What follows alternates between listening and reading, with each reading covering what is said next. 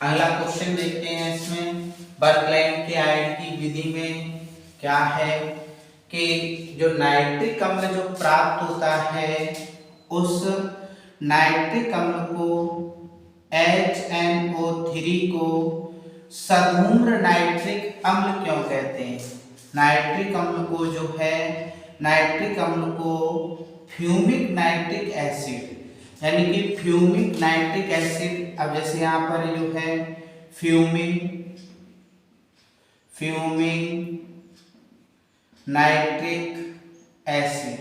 फ्यूमिक nitric acid क्या है, यानी कि सधूम्र नाइट्रिक अम्ल।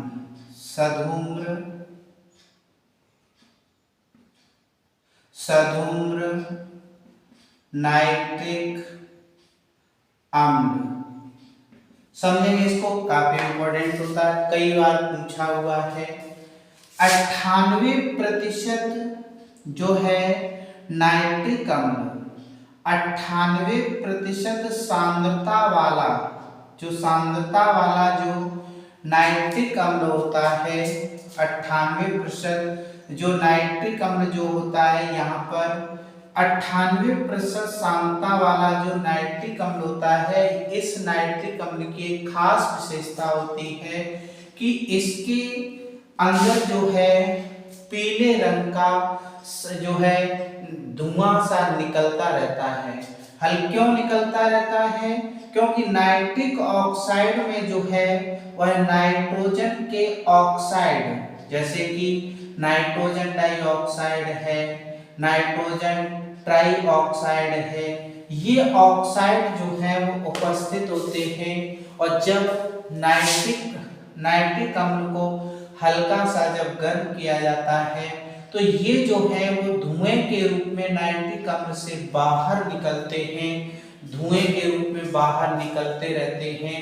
इसी वजह से नाइट्रिक अम्ल को जो है सधूम्र नाइट्रिक अम्ल भी कहा जाता है।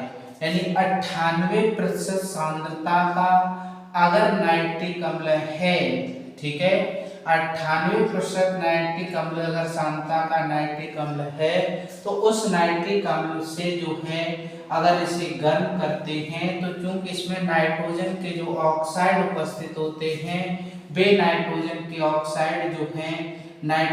ऑक्साइड जो हैं वो इससे बाहर निकलते रहते हैं। जब बाहर निकलते हैं तो ये सफेद धुएं पीले धुएं के रूप में बाहर निकलते हैं।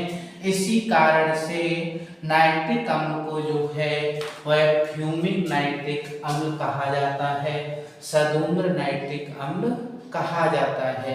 आशा करते हैं सभी को समझ में आया होगा।